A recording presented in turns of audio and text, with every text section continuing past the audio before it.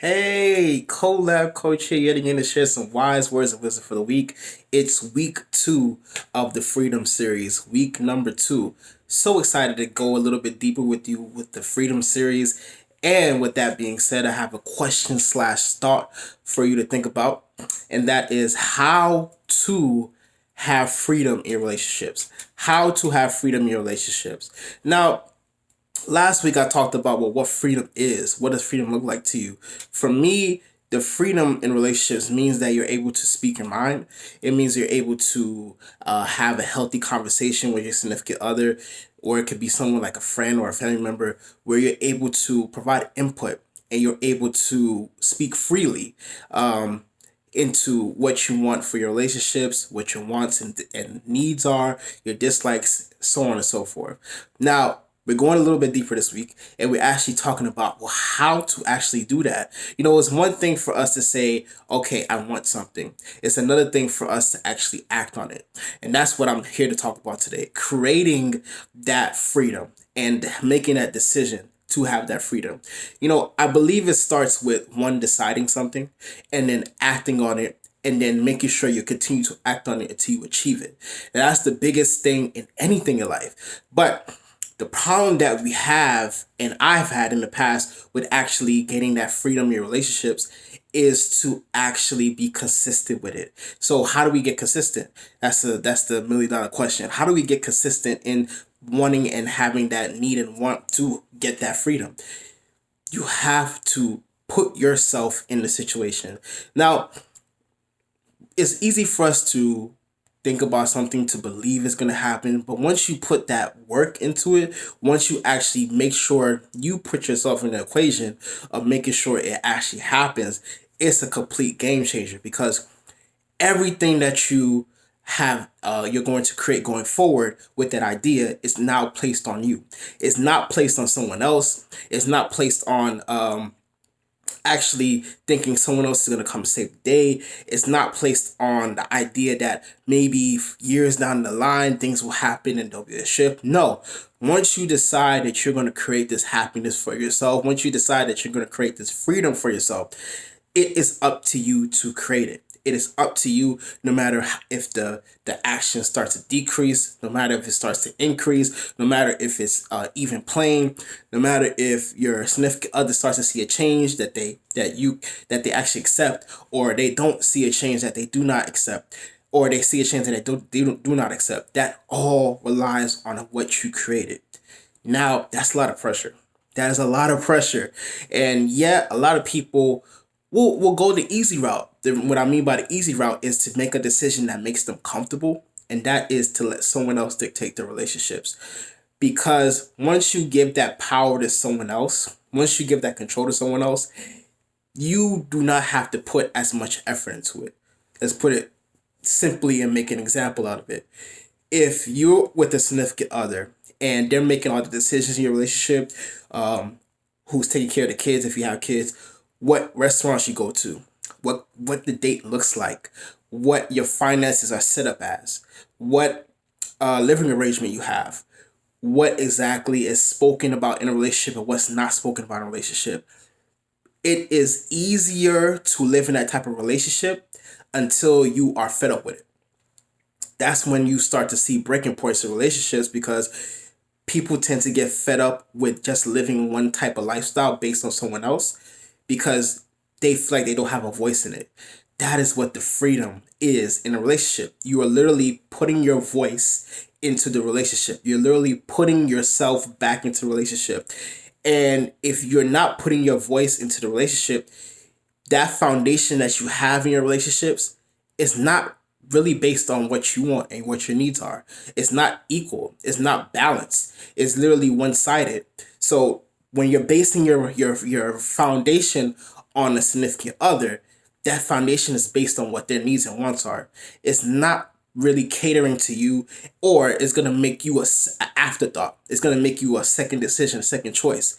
Whereas if you're in a successful relationship, you should always be priority. You should always put yourself first.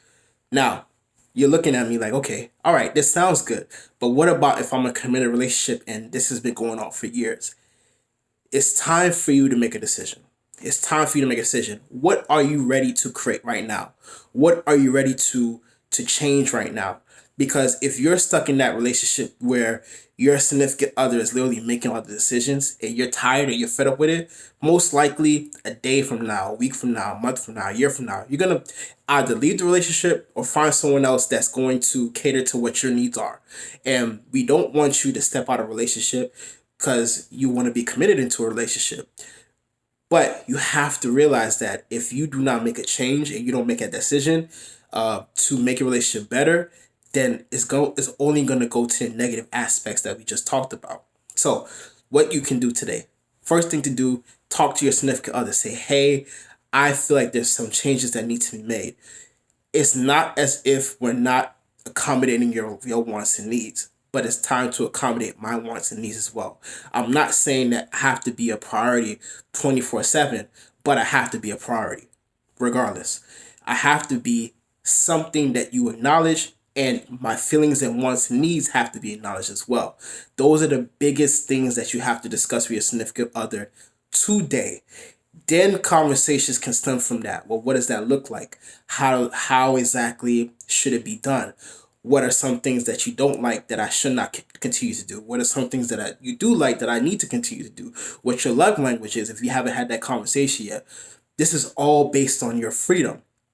Now, your freedom is not gonna be sweet at first. It's not. It's not. It's not, because you are literally changing the dynamic of something that's already been established.